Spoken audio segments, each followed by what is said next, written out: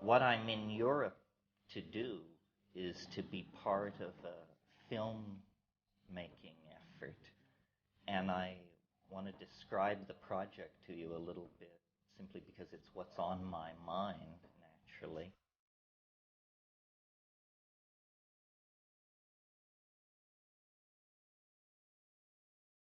It's not a film about rave culture. It's not a film about Albert Hoffman. It's not a film about body piercing or any of these things that great films need to be done about and have been done about. It's about one of your local heroes who is a great hero of mine.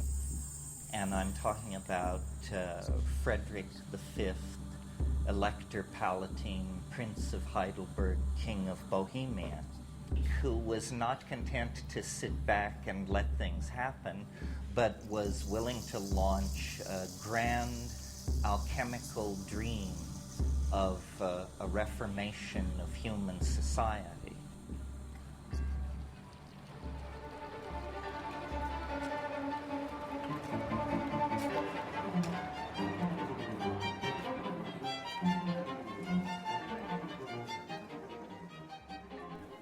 Okay, this is a prophecy in the Hermetic literature.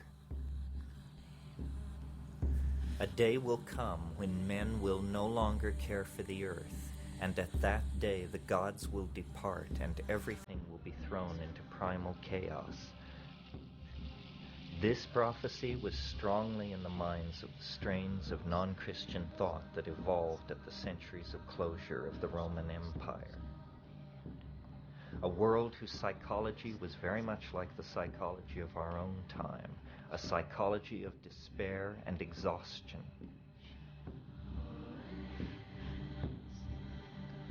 LSD was not sufficient, even coupled with rock and roll. It only brought oppression. It was like a failed alchemy. Instead of the dissolving and recrystallizing at a higher and more angelic level, thousands of prisons were built, and the entire thing failed. But this spirit is the spirit of life itself, the spirit of novelty itself, and it will not be suppressed for long in any time or place.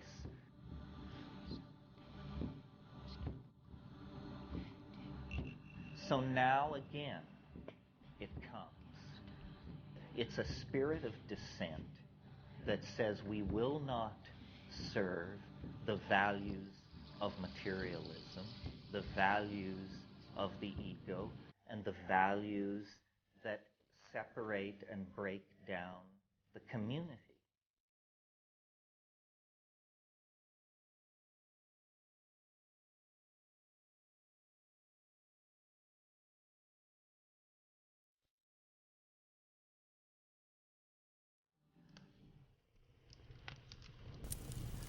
In the 120 years from 1500 to the beginning of the 30 Years' War, Europe was caught in a number of conspiracies and political intrigues directed toward moving Europe toward a magical and alchemically based society. The Protestant princes of the Northern League of Germany, especially Frederick the Elector Palatine, came to culminate this movement, but its roots lie further back in the 1580s of the 16th century.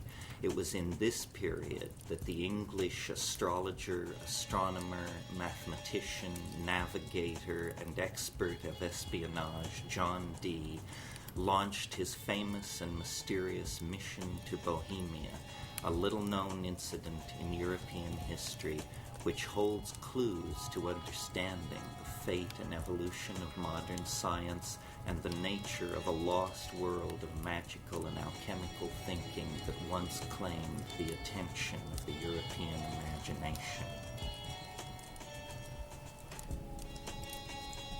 John Dee, the greatest mind of the Elizabethan era, friend of Queen Elizabeth, colleague of Sir Philip Sidney, converser with angels, mathematician par excellence, determined, under the influence of the mysterious Edward Kelly, that he was to be the center of an alchemical renaissance and a secret society that would lay the groundwork for the continuation of the dream of Astrea, the dream built around the Elizabethan Queen Elizabeth I.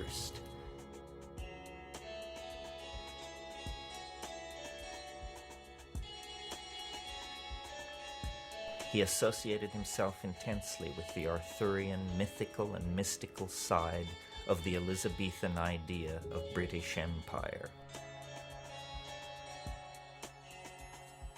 He was a Welshman, like the Queen he was so intensely devoted to, and like her he shared the Renaissance mood of Saturnian melancholy, a collector of books, a builder of scientific instruments, a composer of codes and ciphers, fascinated with alchemy. Dee was both the figure of the introspective melancholic and the world-planning, empire-building political visionary. Dee was under the patronage of the Earl of Northumberland, and it was Northumberland who looted the Catholic monasteries at the time of Henry VIII. We have reason to believe that John Dee had virtual carte blanche in selecting manuscripts from those libraries that interested him.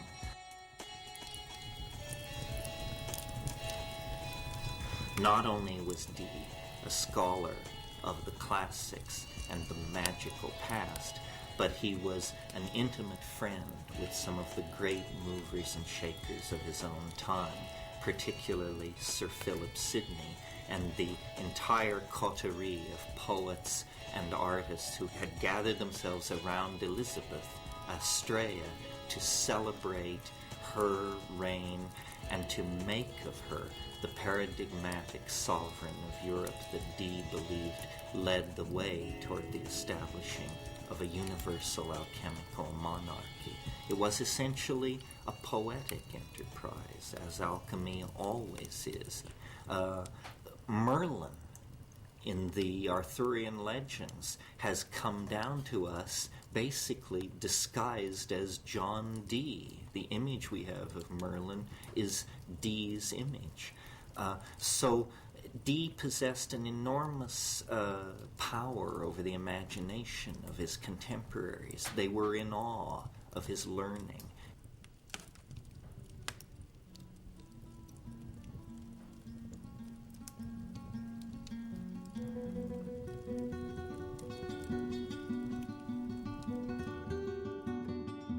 Or let my lamp at midnight hour be seen in some high lonely tower, where I may oft outwatch the bear with thrice great Hermes, or unsphere the spirit of Plato to unfold what worlds or what vast regions hold.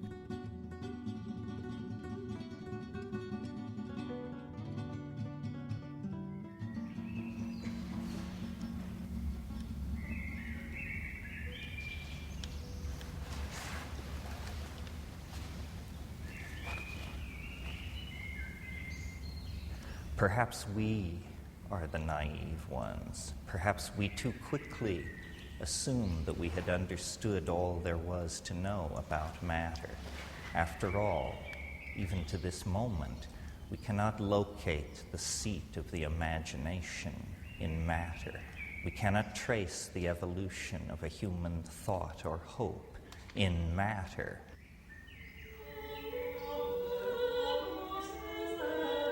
It's almost as though the alchemists, through their humility, had a deeper insight into the workings of the world than we have achieved today.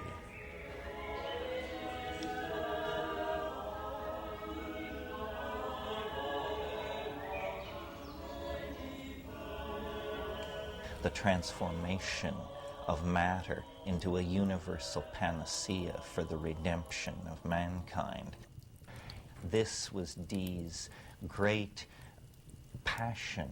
This was the overarching theme of his life, a deep, deep commitment to the reformation of society and a deep, deep exhaustion and rejection of the values of Christendom that he saw betrayed all about him. And then by distillation, and then by coagulation, and then by concentration through firing, the alchemical body is brought to completion. These are processes that go on both within the chemical retort, the alembic, in the alchemist's laboratory, and they are processes which go on in the heart and mind of the alchemist. One process dissolves, another process separates the dross, the gross matter, from the precious. Another concentrates the subtle essence. Another raises the subtle essence to another level of refinement.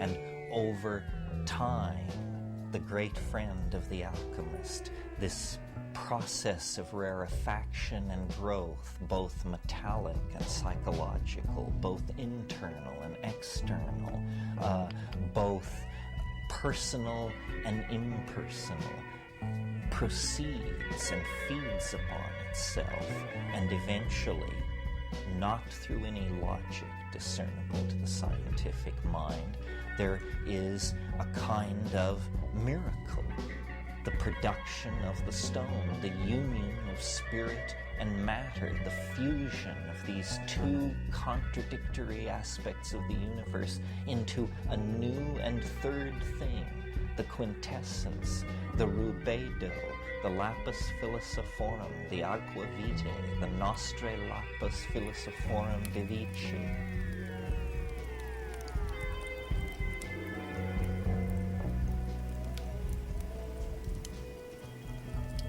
I would place Dr. Dee at the center of this business, and then it's a dissolve to Mortlake, 1582, the angelic encounter.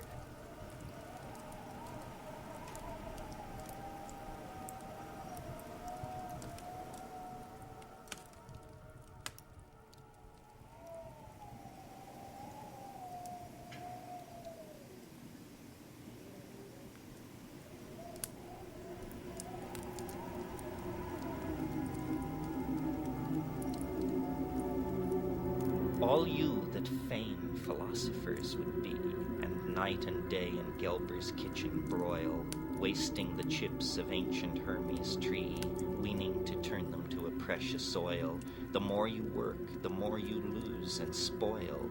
To you I say, how learned soe'er you be, go burn your books and come and learn of me. He was unusually susceptible to the claims of Edward Kelly, who came to Dee with two bona fides, a mysterious book written in hieroglyphics and a red powder which he claimed to be a partially completed approach to the alchemical elixir. With these two bits of evidence in hand, Dee fell fully under the spell of Kelly and his scrying ability. And communing with spirits and entities discerned within, he was at last obtaining entrance into the angelic realms he had so long sought.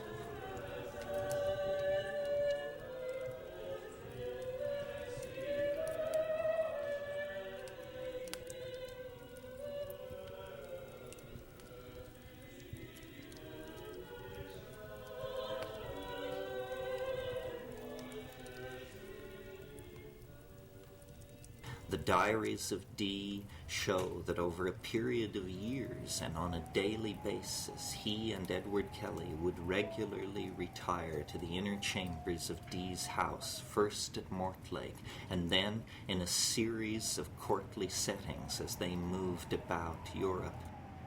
And in these seances, in these settings, a vast cast of angels and voices passed in parade, always egging our protagonists deeper into the Rosicrucian Enlightenment and the political dispensation that they sought.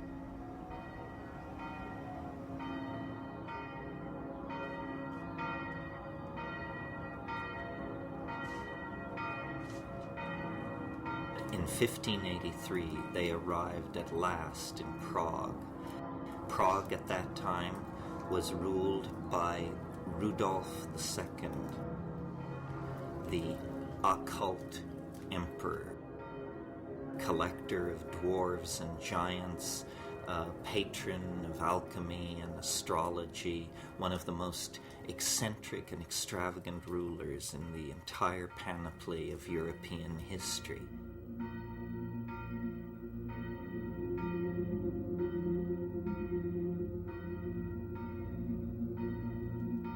And it was to Rudolf, and it was to the people around Rudolf, and the emperor's private secretary, Count Palatine Michael Meyer, it was to these established and renowned alchemists that Dee brought his plan and drew them forward toward the idea of an alchemical reformation.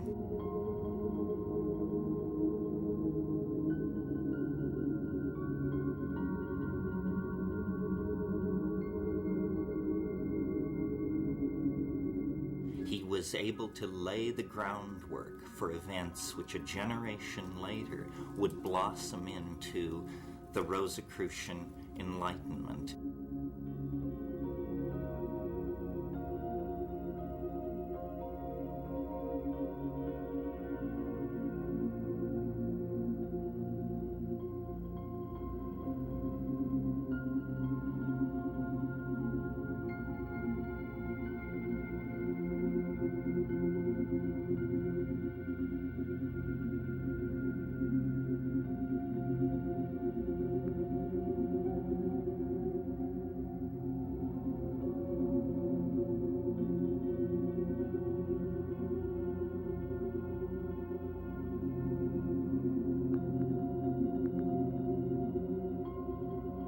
The whole of the cosmos is reflected in the mystery of man and woman, the mystery of the human mind-body interface.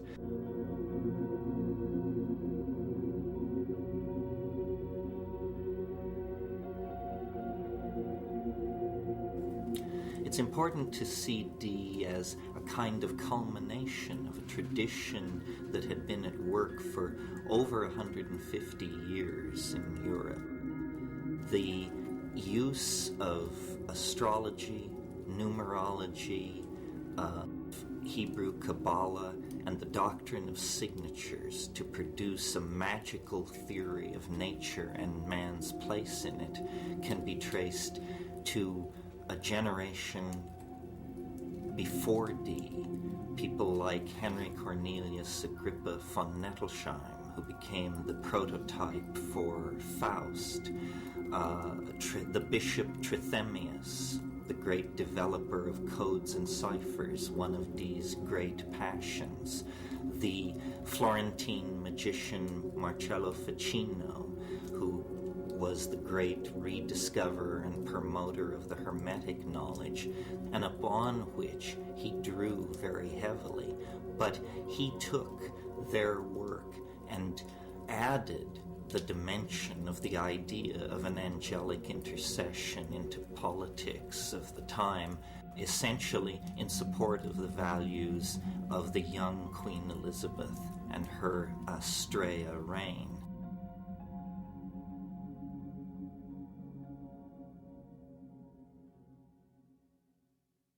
Alchemy and the history of alchemy is full of contradictions, inconsistencies, unions of opposite, if you will.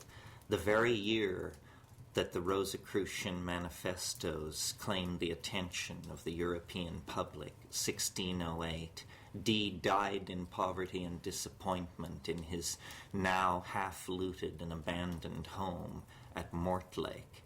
The alchemical dream that Dee had sought to live was to be completed, if at all, by personalities other than himself.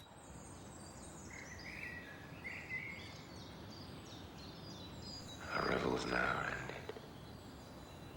These are actors, as I foretold you, were all spirits that melted into air, into thin air.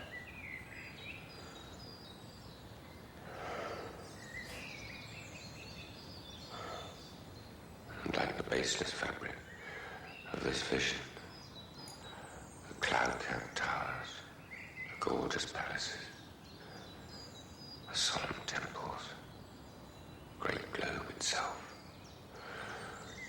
yea, all which it inherit, shall dissolve, and like this insubstantial pageant faded, leave not a rack behind. We are such stuff as dreams are made on, and our little life is rounded with a sleep.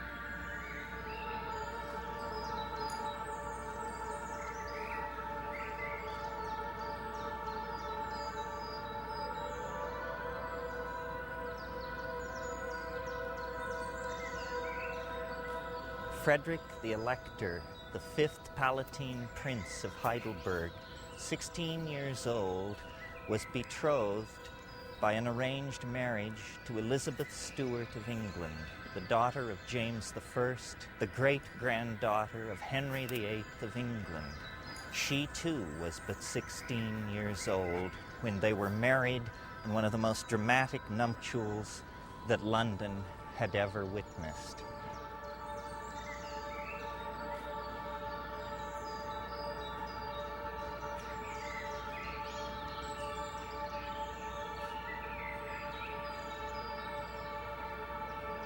Frederick had come to England to claim his queen, accompanied by courtiers, alchemists, and his advisor Christian von Anhalt, an alchemical dreamer who saw in the marriage of the young couple the opportunity for the establishment of a Protestant alchemical kingdom in Central Europe.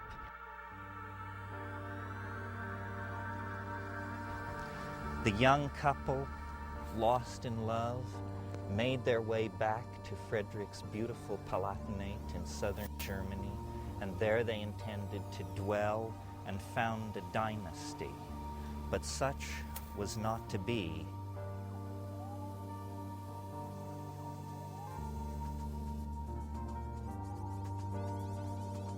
And they were the center of a movement of alchemical reformation and revolution, of spiritual freedom, and to my mind, a very sort of psychedelic world.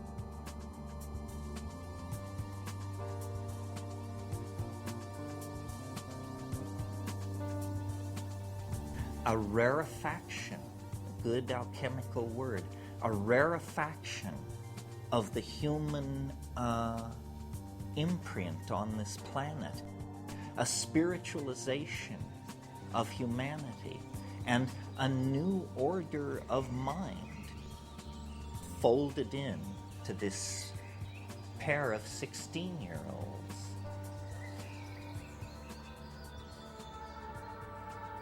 So, to take an incident like the career of Frederick the Elector, Palatine of Heidelberg, and his bride, and make of it a kind of exemplar, a parable, a myth, if you will, the myth of the alchemical marriage, a myth that takes innocence and naivete and belief in the power of ideas to make a new world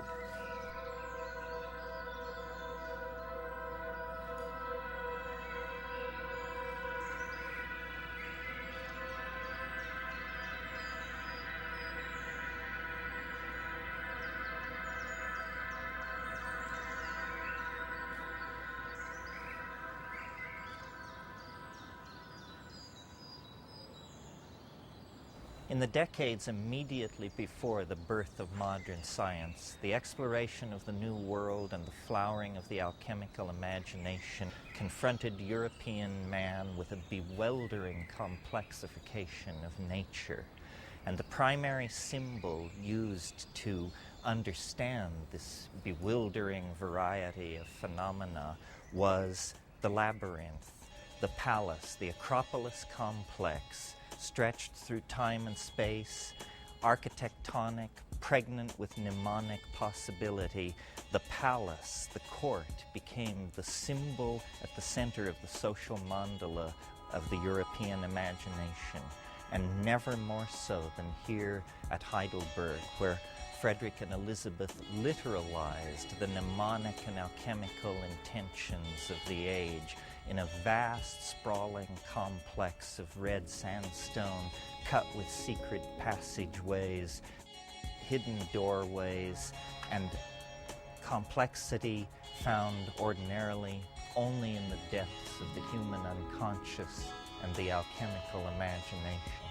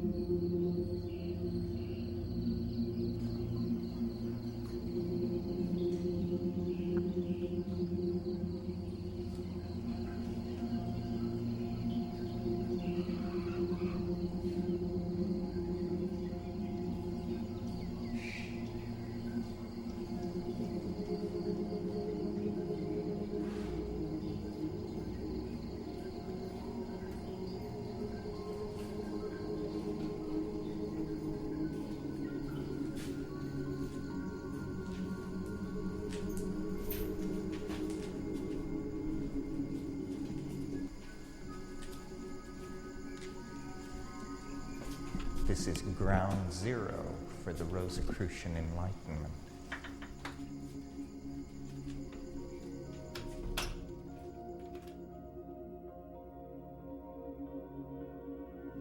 Standing here in the alchemical laboratory of the palace in Heidelberg, we are essentially at the center of the alchemical hopes of the Rosicrucian Enlightenment.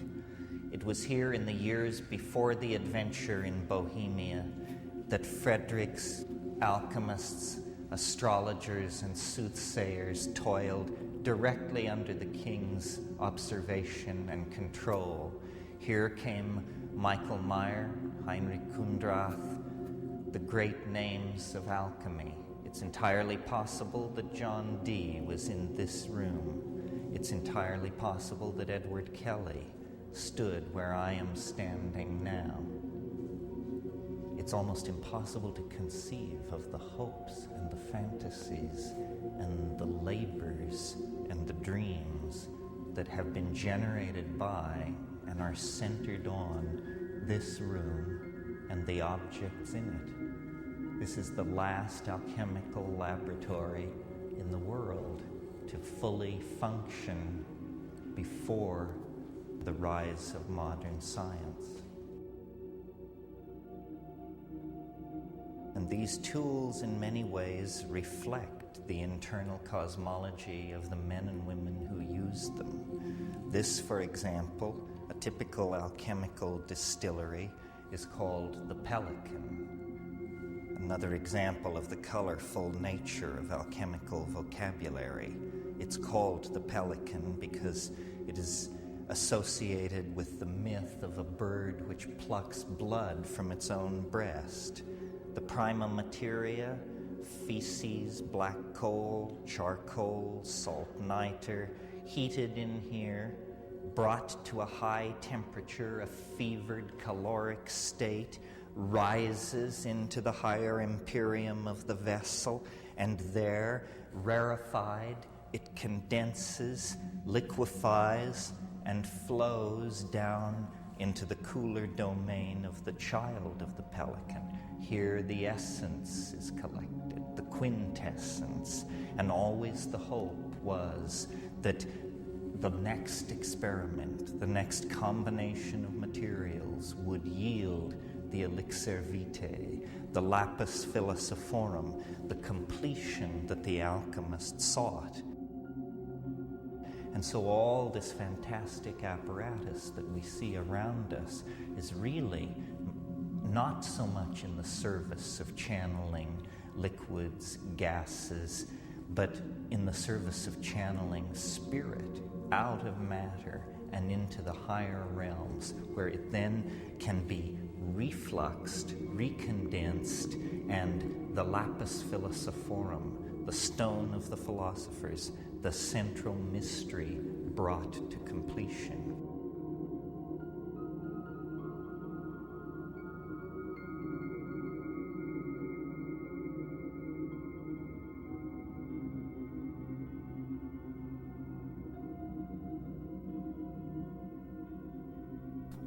It's the self that we are trying to recover.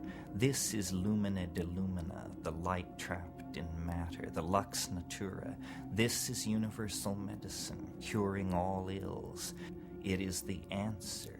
It is what everyone is looking for and no one can find.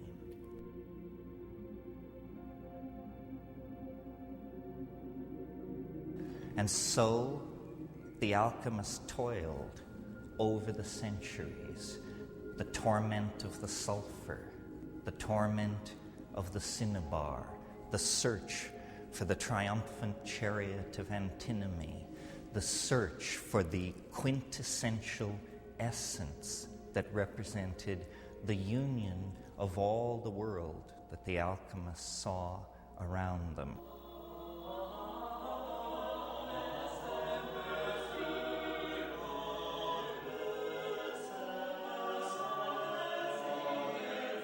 We have come to understand that the work of alchemy was not about the transmutation of crude metals into gold, but was in fact a kind of dance of the imagination in which the psychological complexes within the alchemist were mingled in an amalgam with chemical processes, creating a kind of mythology of matter, a landscape in which the green lion, the red dragon, the hermaphroditic queen, the four-headed dog were figures moving to and fro in the fevered speculations of the so-called philosophers. And the belief was that man could work with nature, a full partner with the divine process, and redeem the light fallen into matter, and in so doing, redeem himself.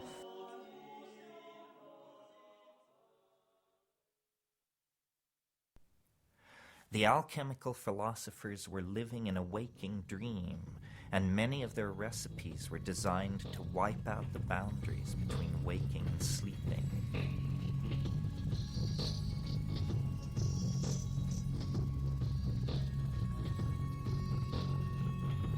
The stages in the great work, beginning in the negredo, the blackening, then the rubedo, the reddening, the citrinitas, the yellowing, the veriditas, the greening, the albedo, the whitening, and finally the purificatio. So at each stage there are substages of dissolutio et coagulatio. It's a melting and a recasting and a purifying of psychic contents. Images are full of ravening beasts, incestuous mother-son pairs, brother-sister pairs, hermaphrodites. All taboos are broken. This stuff just boils up from the unconscious, then is sublimed through the stages and is somehow fixed. And this fixing is the culmination of alchemy. If you bring off this trick, then you possess our stone, the philosopher's stone, the the lapis, the sophic hydrolith of the wise.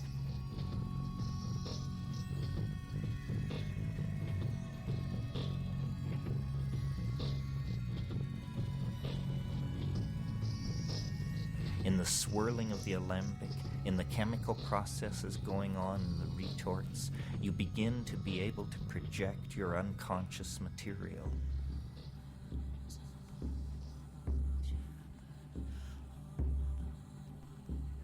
We are never really able, except in the psychedelic state, to transcend the belief in the inner world and the outer world as being somehow separate.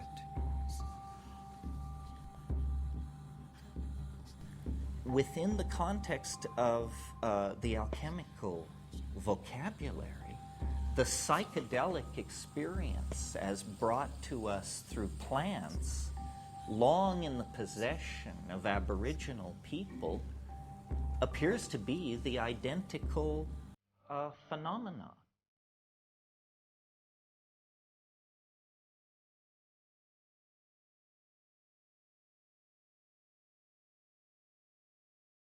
And the plants lift the imprisoning structures of the ego, and the ego flows out into the world.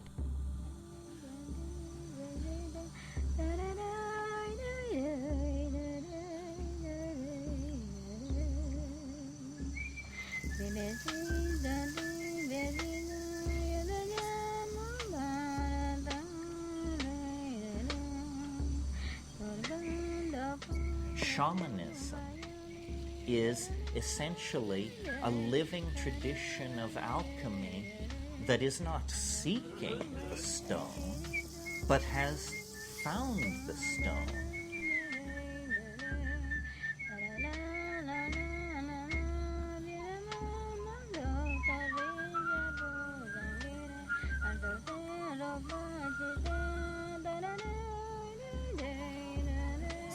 The shamans of the Amazon have attained a sufficient sophistication to explicitly understand that the vessel of alchemical transformation is the body and the head of the experience.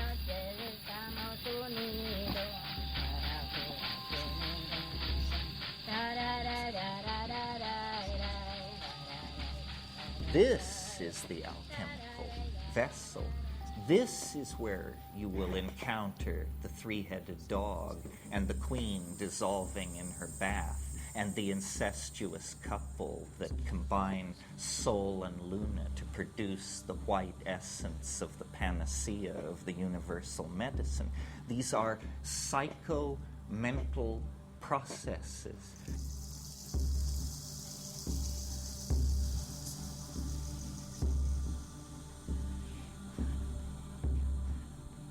Nature is a great distillery of complexity, alchemical gold, novelty, connection.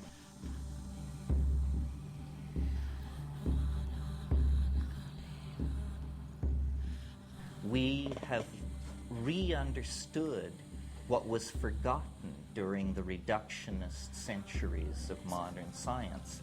We've re-understood that the world is one thing, and it's a living thing. It's a thing with an intent and a spirit.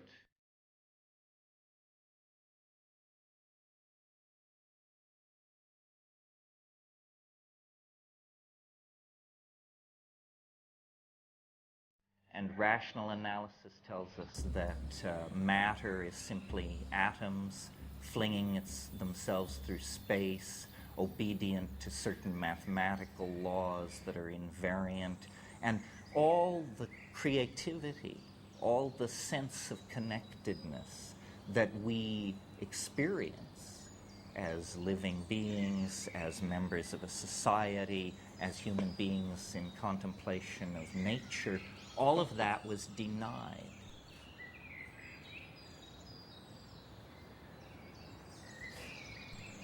And it reaches its ultimate culmination in a statement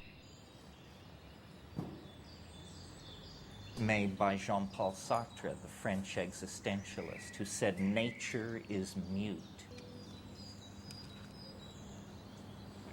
You understand what I mean? Nature gives no clue, he tells you. Man is alone in the cosmos with his complexes and his obsessions. He confers meaning. I reject this. I think the entire message of the psychedelic experience, which is that nature seeks to communicate. All being is pregnant with language. All reality wants to include the human side of nature in its ongoing intent.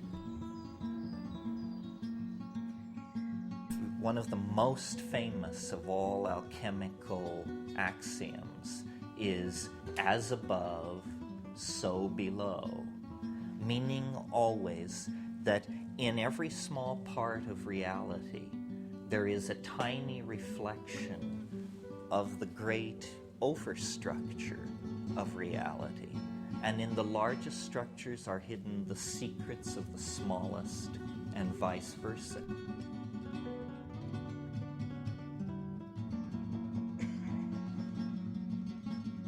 We have unconsciously imbibed the ontology of science, where we have mind firmly separated out from the world. But in an earlier age, mind and matter were seen to be alloyed together throughout nature.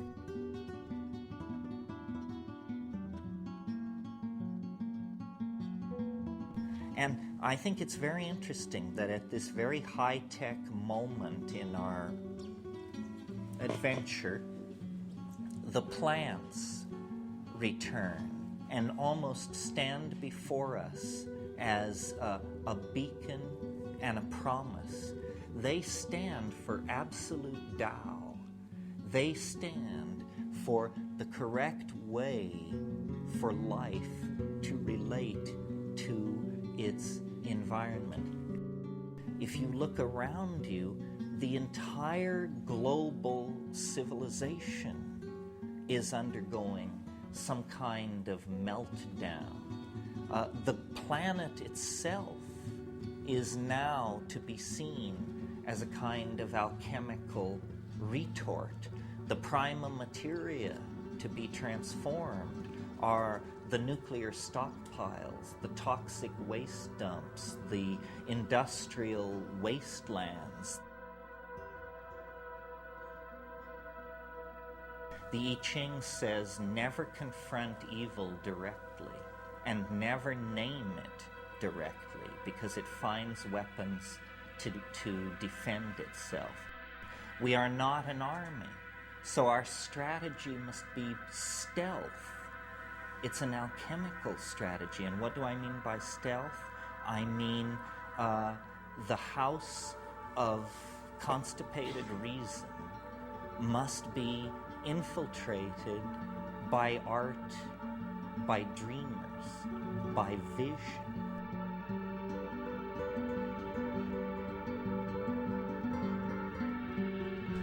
Find the others. Find the others, and then you will know what to do.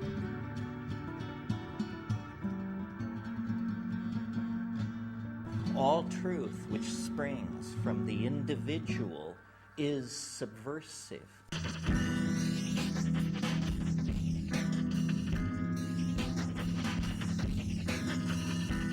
Find the others, and then, using this technology, which was designed to keep track of us, to pick our pockets, and to sell us junk we don't want, use this technology to produce art, massive amounts of subversive art. All culture is some kind of myth. All cultural stories, then, have a psychic dynamic to them. We are not an army. This is what Frederick didn't understand. He was a king, but he was not an army. Frederick, the elector, was one of 7 electors, 7 German princes whose combined vote could choose a new emperor. The politics of the situation were not lost on Christian von Anhalt and other alchemical advisors close to the young prince.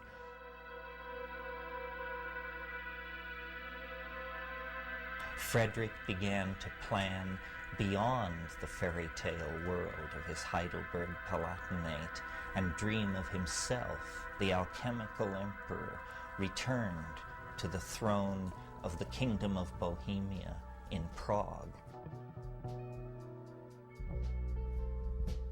And in the winter of 1618, I believe, moved with his bride and his court, all these alchemists, magicians, casters of horoscopes, herbalists, visionaries, moved the entire court from Heidelberg to Prague to create an alchemical reformation that had been hatched in the mind of the English alchemist and mathematician John Dee.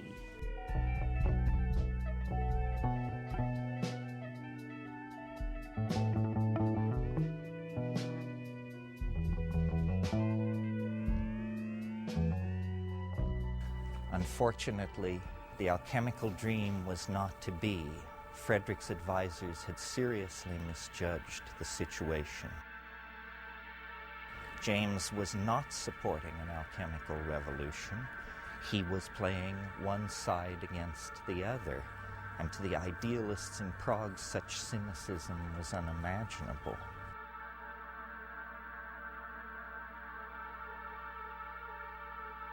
The Habsburgs back in Madrid quickly got wind of what was going on and laid siege to Prague.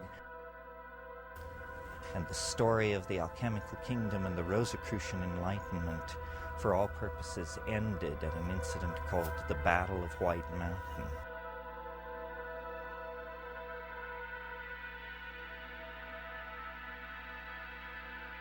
And Elizabeth fled to the Netherlands with her children. Frederick was defeated at the Battle of the White Mountain.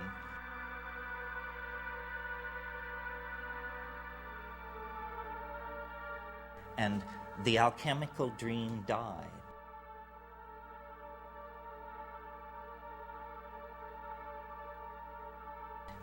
And this was really, in some sense, the beginning of the 30 Years' War. And as you know, going into the 30 Years' War, Europe was a place of popes and kings. At the end of the 30 Years' War, it was a place ruled by parliaments and peoples, and the entire medieval world was swept away.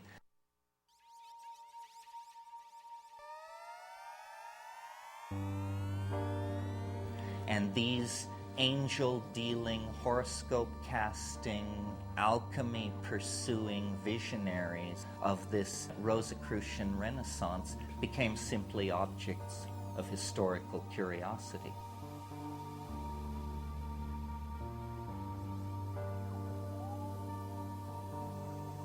But there was an unbroken thread that, however thinly drawn, persists right up to the present moment.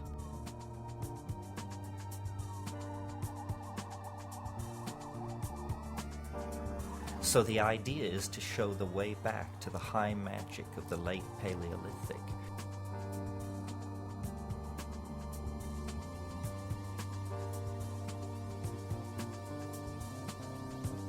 I think that what we want to do is make our way back to the alchemical garden. That's where our roots are. That's where meaning is. Meaning lies in the confrontation of contradiction, the coincidentia oppositorum, a rediscovery of the real ambiguity of being, a deeper possibility, a rebirth of the human spirit.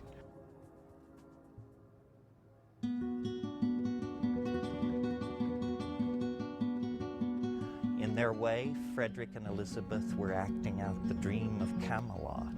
In their way, they were acting out the alchemical dream of the rebirth of the king and queen. In their way, they were laying the groundwork for a new dispensation of human thought, freed from the medieval assumptions of guilt and the need for redemption, a point of view that made human beings co-creators in a magical universe with a loving deity. All that passed away with the fall of the Winter King and Queen.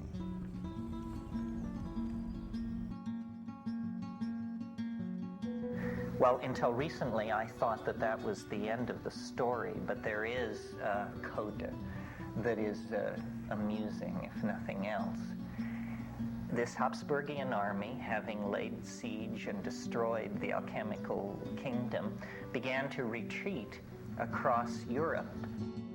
In that Habsburgian army, there was a young soldier of fortune, only 19 years old, still wet behind the ears, happily soldiering and wenching his way around Europe, and his name was René Descartes.